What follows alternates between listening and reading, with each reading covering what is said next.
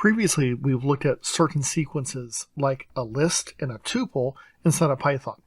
Remember, a sequence is a collection of data. That's just a Python terminology. Other languages might call it collections, and today we want to look at a different type, specifically one that Python calls a dictionary object. Now, different languages will use the same name. Others might use something like an associative array or maybe some other type of name. What makes a dictionary object unique is that it comes in what they call a key-value pair. That is, we can reference any object based upon an associated key, something that allows us to more easily remember what that value is supposed to be. Now, the value might be difficult to remember. So think about something like maybe a contact list or a contact phone book inside your phone. Okay? It's easy for you to remember the names of your friends, the keys, but you probably don't actually remember their phone numbers, the values.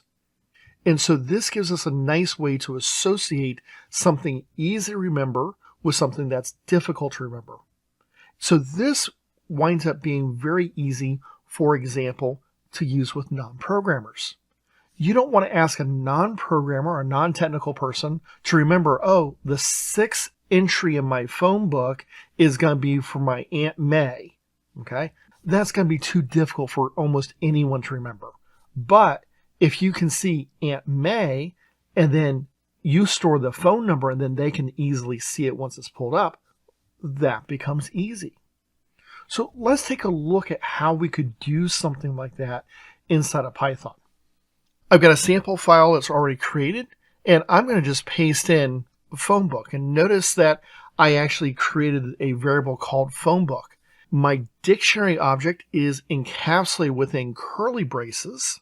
So remember, list got square brackets, tuples, parentheses, dictionary objects get curly braces. And you can see here I have a series of elements. Each element is separated by a comma, and each element has both a name and a value. Sometimes they call it name, value. Some places call it key and value. In Python, they call it a key and a value. And we'll see a usefulness of that in just a minute. Now, you can write it out on one big line of text like you see here, or you'll see some people make it look something like this. In this case, Python is going to completely leave it up to you. It's ignoring the white space because it's elements separated by commas. You do notice that we do indent it. This just makes it easier to read. And the closing curly brace is on the same level or indentation as my variable name, once again, making it easy to see where that block of code is. Now let's look at how we can use our dictionary element. Well, this is pretty easy. I'm going to say print, and first let's talk about printing out the entire phone book. What would that look like? Well, if I run my code, you'll notice that it prints out kind of like what you saw before. Curly braces, and then everything is on one line. So just because we separate out onto different lines to make it easier to read doesn't mean if we print out, it's all going to be the same way. Now, something else I do want to point out. In this case, you'll notice that my output is in the same order as my input. This is not guaranteed. Okay? Dictionary objects do not guarantee that they will stay in the same order that they were added or created. Okay? If I want to print out a specific element, I'm going to put square brackets, and you'll notice that Visual Studio Code was smart enough to say, hey, I know you got some elements in here. Which one do you want? Let me pick James. If I run this code, notice that it only prints the value. So because I gave it a key, it only prints the value. Notice that in order to give it the key, I did in square brackets. So this is why some languages often refer to this as an associative array. You'll find that it's very similar. Now you might say, well, what happens if I ask for a value that doesn't exist? So I'm going to look for Sue. Do a CLS in my terminal just to make it a little clearer.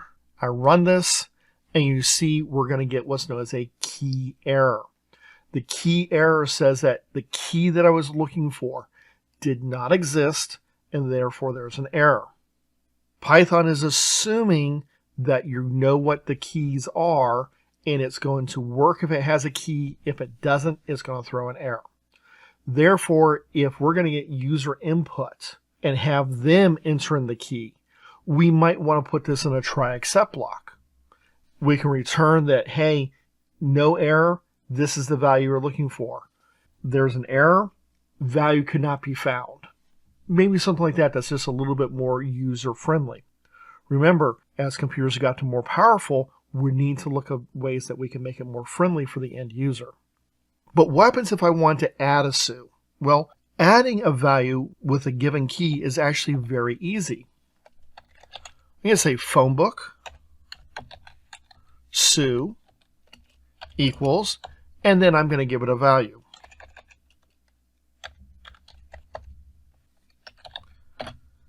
Now, if I run this again, you'll notice it found that value because we created that key.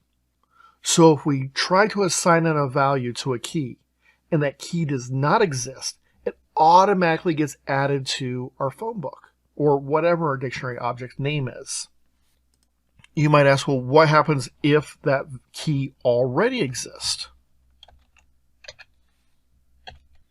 Well, let's put in for James.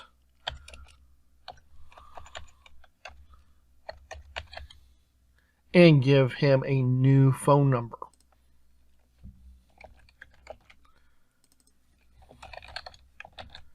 Run this code, and you'll notice that Sue shows up because we create her. And then if you look when we print the second one, James, you'll see that, hey, that new phone number is the one that shows, not the original phone number, which is the 1234. So this becomes a very important thing. If I assign a value and that key does not exist, it gets inserted into the phone book or whatever my dictionary object is. If the key does exist, whatever value is at that key gets updated. You'll notice that my keys are strings. That's very important. The value can be other things. It does not have to be a string. We're using strings here. Makes it work very easily. We could use objects. We could use numbers. We could use other things. This is for simplicity's sake. So you might ask, well, how could I use this in a real-world environment? I don't need to create a new phone book. I've got a phone book in my Google Contact or my Apple iPhone or anything like that. Well, anytime you need to do some sort of easy lookup, a dictionary object becomes a very effective way of doing it. So if I'm working as an experimental chemist and I need to look up how many moles per liter, or if I'm looking up what's the freezing temperature of this element, maybe I'm in physics and I need to find out what's the friction coefficient for a given material. Or if I'm in engineering, I need to know what's the load for a given type of design. All these things I could easily type in and have created for me and have a real easy lookup. So those are just some real simple examples of what you can see. Now we see here how to both add and update a phone book element, but what happens if we want to remove one? Well, let's take a quick look at that. For simplicity's sake, I'm just going to delete those two lines. I'm going to specify a command in Python called del, short for delete. A lot of times, if you hear people specify it out loud, they just say delete. So I'm going to delete phone book John. Okay, so I'm deleting a specific value. This is assuming, of course, that John exists. If John does not exist, I'm going to get a key error. Then I'm just going to print out phone book, the whole thing, and I'm going to run it. You notice I see James, Mary, and Martha. John is not in that list. So it's very easy to delete. If I try to do this a second time, remember, because John does not exist, I'm going to get a key error like you see there. I could just as easily create a values dictionary object and notice that this one is empty.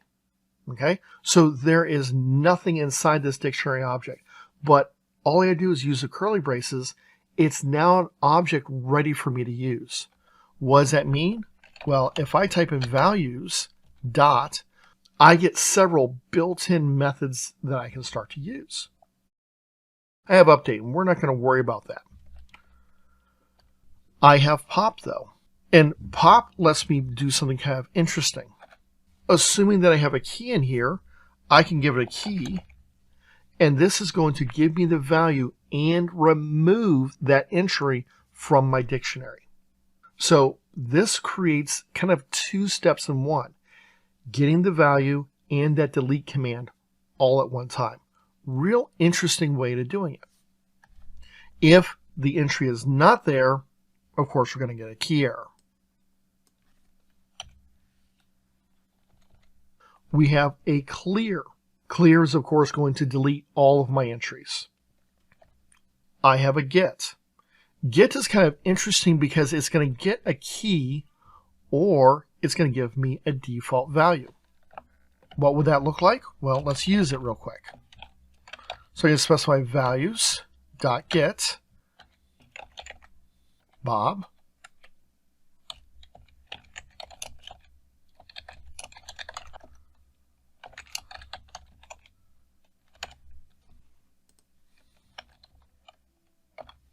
I'm going to remove the printing of the phone book. We don't need that.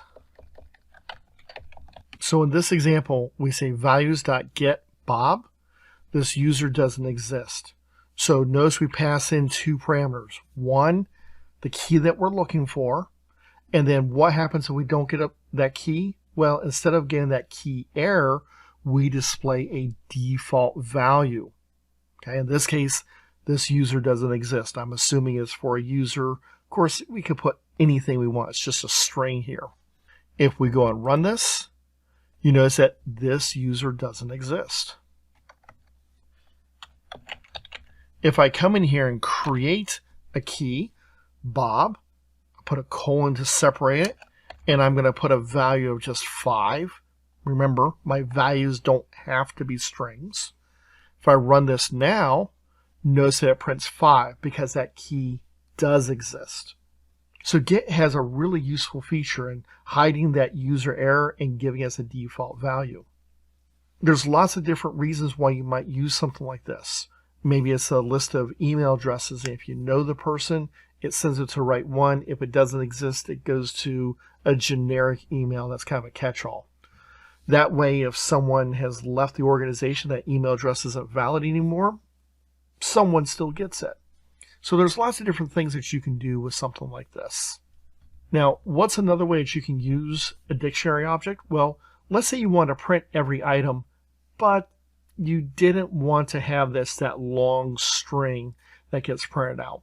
Okay, so I'm going to use a for loop and say for, and I'm going to call this key. Okay, so key is going to be the individual element. Why am I using key? Because I'm going to get the keys from my dictionary object. How? Well, I'm going to say in phonebook.keys. And notice that this is a method, and it's going to give me a list of all of my keys from my dictionary object. Now, if I say print phonebook, and I specify key, now notice that key is a variable, so we don't put quotes around it. And I run my code, you notice I get a list of all of my phone numbers. Now the problem with that is I get a list of all my phone numbers, but I don't know who they're associated with. So I'm going to simply put key, comma, phone book key. Now notice that when I do it, I get the name and the phone number. Each element is now displaying the key and the value. So this is a really easy way to work with my dictionary object and get a whole list of them. So maybe I need to print out a list of values. This is a nice and easy way to do something like that. And these are basic things that you're going to need to know to work with the dictionary object. Now, are there some other things? Yes, there are. But this is everything that you need to know to use on a regular basis. The other things that are in there are either a little bit more esoteric and they're not used as often, or it's something that's outside the realm of what we're going to be looking at. So the key things that you want to look at is how do I create my dictionary object? How do I get an element out of my dictionary object? How do I handle errors easily if I want to using that get method? How can I loop through my object? How can I add and update values inside my dictionary object?